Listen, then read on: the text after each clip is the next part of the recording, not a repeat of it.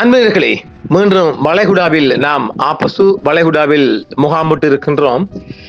நேற்று செவ்வாய்க்கிழமை அதிகாலை முதல் ஈரான் தாடிகள் மிகப்பெரிய தாக்குதலை தொடுத்திருக்கிறார்கள். அந்த தாக்குதலுக்காக அவர்கள் நாங்க ஏற்கனவே சொன்ன குடந்த குப்பை எல்லாம் கொண்டு கொட்டி ஆயிடுச்சு. இப்ப அவங்ககிட்ட இருக்கிறது எல்லாமே லேட்டா கொண்டு கொட்டுறோம், லேட்டஸ்ட் ஐட்டங்கள் நம்ம சொல்லிக்கிறோம் இல்லை. அந்த வகையில அவங்க மிகப்பெரிய சக்தி வாய்ந்த ஹைபர்ஷகான், இமாத் மற்றும் சேஜில் இதெல்லாம் கொஞ்சம் பவர்ஃபுல். அப்ப இதெல்லாம் கொண்டு கொட்டுறா பழசெல்லாம் முடிஞ்சிருச்சு. அப்ப இதை கொண்டு கொட்டி மிக வேகமா அடிச்சுக்கிறாங்க. இஸ்ரேல்ல 4 சிட்டி டும் டும் டாம் ஃபயர் பத்தி கொண்டிருக்கிறாங்க. இதுக்கடையில இவன் நிற்கிறானே அபுதாபிகாச்சி அமீரகம், அவனுக்கு அடிச்சாடியில ஒரு மனுஷனுக்கு உசுறு போச்சா 5 பேர் காயங்களாம். அது மிகப்பெரிய. பஹ்ரைன்ல ஒருத்தராம், பஹ்ரைன்ல ஒருவர், பஹ்ரைன்ல ஒருவரும் 5 பேர் காயமும். இவருக்கு அமீரகத்துக்கு அடிச்சிடறாங்க. அந்த காயம் அழிவெல்லாம் இன்னும் வரல. அமீரகம் ஆயுதப்படைகள் என்ற ஒப்பந்தம் எல்லாம் முடிஞ்சு போகுது, நாங்க அடிபட்டு கொண்டிருக்கிறோம், அவங்க வெளியிட்டு கூக்குரல்கிறாங்க. யாரும் காப்பாற்ற போற மாதிரி தெரியல. கிட்டத்தட்ட இந்த விமான போக்குவரத்து பகுப்பாய்வு என்று பார்த்தோம் என்றால் மிகப்பெரிய இழப்பை அமீரகம் கண்டிருக்கிறாங்க. அவங்க பொருளாதாரத்துல அவங்க உலகப்பெரிய ஜாம்பவான் சொல்லி கொண்டு இருந்தாங்க. இப்ப அடிச்சு சாத்துறான் தாடி, அதுல ரொம்ப பின்னுக்கு போய்க்கிறாங்க. அப்ப ஆக கிட்டத்தட்ட ஒரு 15 நிமிடம் அங்க ஒரு சாத்து நடைபெற்று இருக்கான். நேற்று இவருக்கு இஸ்ராயல்ல மிகப்பெரிய பெருத்த அடி என்று சொன்னால் அவங்களோட என்னென்ன இடம்னு சொல்லுவோம். கொஞ்சம் போயிட்டு முதலாவது அடி விழுந்திருக்க அவங்களோட இஸ்ரேல்ல உளவு மையங்கள். அவங்களோட கிட்டத்தட்ட அவங்களோட மொசாட் பிரிவு தான், மொசாட்ற சின்பர்ட், அதான் அவங்களோட பாதுகாப்பு படைக்குரிய உளவு பிரிவு இல்லையா, டெல் அவிவ்ல ராணுவ மையங்கள்லாம் இலக்கு வச்சு சாத்தி இருக்குது. அவங்கள்ட்ட 79வது அலையில சாத்திருக்கிறாங்க. மிகப்பெரிய சாத்து.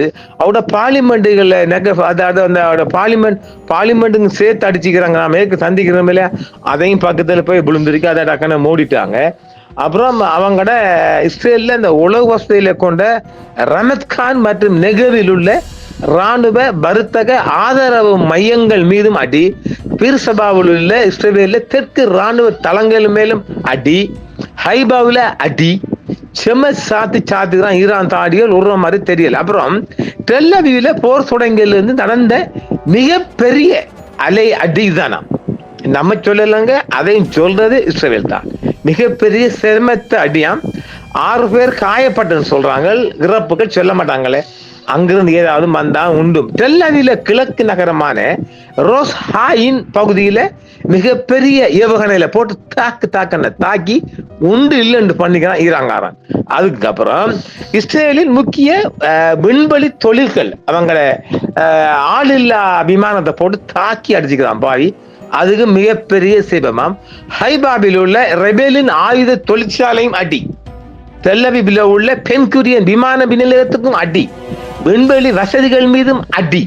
அப்ப செம்ம சாத்து. எங்கிட்ட நீ வாரா சுனாபானா, நாங்க எங்கிட்ட நீ சமாதானம் பேச வர போய் சொல்லிட்டு அடிச்சு சாத்து. அப்படி அவங்க இதுல பாருங்க, இந்த ரெபேல் ஆயுத தொழிற்சாலைகள் அயன் டோம் மற்றும் டேவிட் ஸ்டிலிங் போன்ற மேம்பட்ட அமைப்புகள் எல்லாம் தாண்டி அடிச்சுக்கிறான் பாவி. நாம தான் சொன்னமே, திருட்டு பயல் வேணும் இல்லை, எதுக்குமே இவங்களுக்கு விளங்காது அந்த அளவுக்கு அடிச்சு சாத்திருக்குது. அவங்களோட 279ல மிகப்பெரிய கச்சேரி வச்சுக்கிறாங்க. இன்றைக்கு ஏஆர் ரஹ்மான் கச்சேரி, அப்புறம் இளையராஜா கச்சேரி, எல்லா கச்சேரியும் சேர்ந்து சாத்திக்கிறாங்க. வாங்க அந்த கச்சேரி என்னென்று முழுசா நாமளும் இஸ்ரேலுக்குள்ள நுழைவோம். பாருங்கள், செய்திக்குள் நுழைவோம். உண்மையான வாக்குறுதி நடவடிக்கை போரின் இஸ்ரேலின் உளவு மையங்கள் மீது ஈரானிய ஏவுகணைகள் புதிய அலை தாக்குதலை செவ்வாய்க்கிழமை அதிகாலை முதல் மிக பொழியென்று பொழிந்திருக்கிறது. பதிலடி தாக்குதல்களின் ஒரு பகுதி அலையில் இஸ்லாமிய புரட்சி காவல் படை டெல் அவீவில் உள்ள இஸ்ரேலிய ஆட்சியின் பாதுகாப்பான உளவு வசதிகளை குறிவைத்து தாக்கியிருக்கிறது. இஸ்ரேலிய மற்றும் அமெரிக்க இலக்குகளுக்கு எதிராக தொடர்ந்து நடைபெற்று வரும் பதிலடி நடவடிக்கையான 79வது அலையை நடத்தியதாக மக்கள் தொடர்புத்துறை அவங்களோட ராணுவத்தின் மக்கள் தொடர்புத்துறை நேற்று செவ்வாய்க்கிழமை ஒரு செய்தியை வெளியிட்டுள்ளது. சக்தி வாய்ந்த ஹைபர்சகான், இமாட் மற்றும் சேஜில் ஏவுகணைகளையும் IRGC விண்வெளி படையின் தற்கொலை தாக்குதல் ஆளில்லா விமானங்களையும் பயன்படுத்தி நடத்தப்பட்ட இந்த நடவடிக்கை ஆர்சியின் பல அடுக்கு வான் பாதுகாப்பு அமைப்புகளை வெற்றிகரமாக ஊடுருவியதாக ஈரான் அறிவித்திருக்கிறது. இந்த ஏவுகணைகள் வடக்கு மற்றும் மத்திய டெல் அபிவில் உள்ள இஸ்ரேலின் உளவு வசதிகளையும் அத்துடன் ரமத்கான் மற்றும் நெகிவில் உள்ள இராணுவ வர்த்தக மற்றும் ஆதரவு மையங்களையும் குறிவைத்து தாக்கியிருக்கிறது. இந்த ஏவுகணைகள் பிர்ஷபாபில் உள்ள இஸ்ரேலின் தெற்கு இராணுவ தளவாடங்கள் மற்றும் கட்டளை தலைமையகத்தையும் தாக்கியிருக்கிறான் பாதி. ஏவுகணை தாக்குதல்கள் இஸ்ரேல் முழுவதும் பரவலான பீதியை ஏற்படுத்தியதுடன் செவ்வாய் அன்று நெஷட் நாடாளுமன்ற அமர்வை இடைநிறுத்தியுள்ளதாகவும் ஈரான் தெரிவித்திருக்கிறது. அது உண்மைதானே? நேற்றைய தந்திரமில்ல. இஸ்ரேல் ஆக்கிரமிப்பு பகுதிகளை சூழ்ந்த அடர்த்தியான புகை மற்றும் தீப்புழம்புகள் 2 மில்லியனுக்கும் அதிகமான மக்களை பதுங்கி குழுக்களில் தள்ளுவது ஈரானின் மேம்பட்ட ஏவுகணை மற்றும் ஆளில்லா விமான திறன்களுக்கு மறக்க முடியாத சான்றாக அமைகிறது. இதுவரையும் 2 மில்லியன் மக்கள் இன்னும் பூமிக்கு அடியிலே வாழ்ந்து வருவாங்களாம். எதிரிகளின் பல் அடுக்கு பாதுகாப்பு அமைப்புகள் செயலிழக்க செய்யப்பட்டுள்ளன என்றும் ஈரானின் மேம்பட்ட ஏவுகணைகள் மீண்டும் ஒரு முறை நிரூபித்துள்ளது. அவங்களோட டிஃபென்ஸ் எல்லாம் கெட்டு போச்சு. ஏர் டிஃபென்ஸ் எல்லாம் சாவடைச்சுட்டான், பாவி பூந்து விளையாடுறான். அதை நாம் அன்னைக்கு சொல்லியிருந்தோம். இஸ்ரேல்ல முழு வான் ஏர்பஸை ஈரான்காரன் எடுத்துட்டான், அழிச்சு அவன் தானே.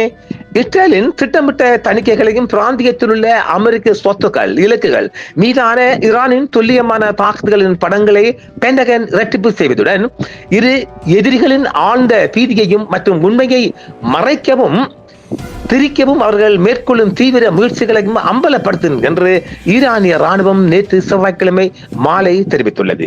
கடந்த 25 நாட்களில் ஈரானிய ஆயுத படைகள் எதிரி இலக்குகள் மீது தொடர்ச்சியான பேரழிவுகரமான தாக்குதல்களை நடத்தி பிராந்தியம் முழுவதும் உள்ள அமெரிக்க வான் பாதுகாப்பு அமைப்புகளை திறம்பட முடக்கி உள்ளது.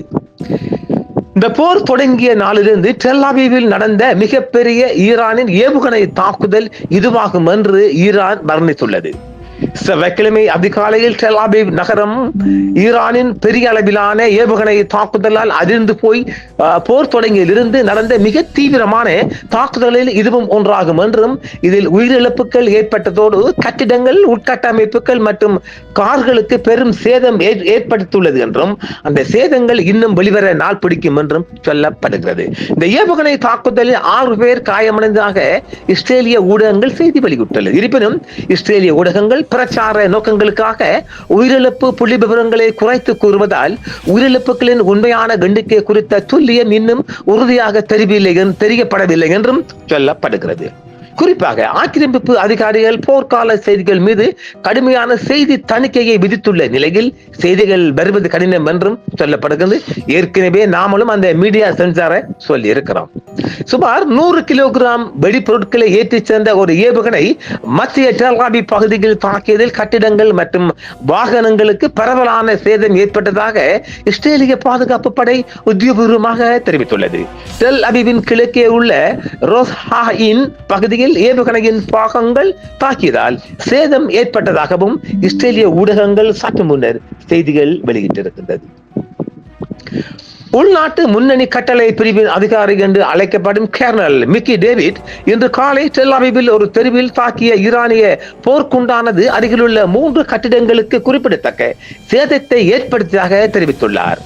அந்த எரிபொருள் ஏற்பட்ட கணிசமான சேதமானது அது ஒரு கொத்து தாக்குதலில் இருந்து பிரிந்து வரவில்லை என்பதை காட்டுவதாக அவர் மதிப்பிடுகின்றார். அதாவது கிளஸ்டர் குண்டு இல்லை என்று சொல்றார். ஆனால் ஈரான் இதற்கு முன்னர் ஏவிய வழக்கமான கொத்து தாக்குதல் அல்லாத போர்க்குண்டுகளை விட இது சிறியதாக தோன்றுகிறது என்றும் அவர் தெரிவித்துள்ளார். டெல் அபீவில் ஈரானிலிருந்து ஏவப்பட்ட ஏவுகணை சேதத்தை ஏற்படுத்திய இடத்தில் இஸ்ரேலிய பாதுகாப்பு மற்றும் மீட்பு படைகள் தொடர்ச்சியாக தங்களது மீட்பு பணியை ஈடுபட்டு வருகிறது சொல்லப்படுகிறது. ஏவுகணை சாலையில் தாக்கியதை தொடர்ந்து கார்கள் முற்றிலுமாக சேதமடைந்ததாகவும் அறிவிக்கப்பட்டுள்ளது. மேலும் அருகில் உள்ள கட்டடங்களும் பலத்த சேதம் அடைந்துள்ளதாகவும் தெரிவிக்கப்படுகிறது. இஸ்ரேலின் முக்கிய விண்வெளி தொழிற்சாலைகளை ஈரானிய ஆளில்லா விமான தாக்குதல்கள் செவ்வாய்க்கிழமை அதிகாலை முதல் நண்பகல் வரை தாக்கியிருக்கின்றது. இஸ்ரேலின் முக்கிய விண்வெளி தொழில்கள் மீது ஈரானிய ஆளில்லா விமான தாக்குதல்கள் இஸ்ரேலின் முக்கிய விண்வெளி மற்றும் ஆயுத உற்பத்தி தொழில்கள் மீது தனது ஆளில்லா விமானப்படை துல்லியமான தாக்குதலை நடத்தியுள்ளதாக ஈரான் ராணுவம் தெரிவித்துள்ளது. செவ்வாய்க்கிழமை அதிகாலையில் தொடர்ச்சியான ஆளில்லா விமான தாக்குதல்களை வெற்றிகரமாக நடத்தியதாக ஈரான் ராணுவம் தெரிவித்துள்ளது.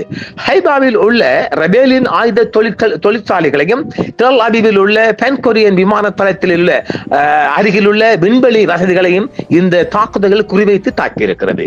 விமான நிலையத்தில் நிறுத்தப்பட்டிருந்த பல எரிபொருள் நிரப்பும் விமானங்களையும் ஈரானிய ஆளில்லா விமானங்கள் தாக்கியிருக்கிறது. ரபேல் ஆயுத தொழிற்சாலைகள் அயன்டோம் மற்றும் டேவிட்சன் ஸ்ட்ரீம் போன்ற மேம்பட்ட அமைப்புகளுக்கு பொறுப்பான ஒரு முக்கிய ராணுவ தொழில்நுட்ப மேற்பார்வையாளர் என்றும் அது தெரிவிக்கப்படுகிறது. ரபேலின் தளபாட மற்றும் ராணுவ மையம் முன்னதாக இஸ்லாமிய புரட்சி காவலர் படையால் ஏவப்பட்ட பலிஸ்டிக் ஏவுகணைகளால் குறிவைக்கப்பட்டிருந்தது. நாட்டின் சுதந்திரம் மற்றும் பிராந்திய ஒருமைப்பாட்டை பாதுகாக்கும் தனது புனிதமான பணியில் உறுதியுடன் தனது நடவடிக்கைகளை தொடரவும் அசைக்க முடியாத உறுதியுடன் நிலைத்திருக்கவும் இந்த ஈரானிய ராணுவம் இன்று ஒரு சவால் விட்டதாகவும் ஒரு பிந்திய செய்தி தெரிவிக்கின்றது. ஆக இன்று செவ்வாய்க்கிழமை நேற்று மிகப்பெரிய தாக்குதல்களை தொடுத்து மிகப்பெரிய ஒரு சேதாரத்தை இஸ்ராயலுக்கும் ஏற்படுத்துகிறது, பஹ்ரைனுக்கும் அமீரகத்துக்கும் ஏற்படுத்தியிருப்பதாகவே அந்த செய்திகள் தெரிவிக்கிறது. தொடர்ச்சியான செய்திகள் பெண்டிங் இருப்பதால் நாம் தொடர்ச்சியாக பல செய்திகளையும் வழங்க இருக்கின்றோம். மீண்டும் இன்னும் ஒரு 3 மணி நேரம் சந்திப்போம் நேயர்களே. என்றும் உங்களுடன் சன்ரைஸ் இந்தியா டிவி சப்ஸ்கிரைப் பண்ணுங்கள், பெல் பட்டனையும் கிளிக் செய்யுங்கள். உங்கள் ஆதரவே எங்கள் சேவை. ஆதரவு தாருங்கள், அரவணைப்போம். மறக்காம சர்ப்ரைஸ் பண்ணுங்க. தேங்க்யூ.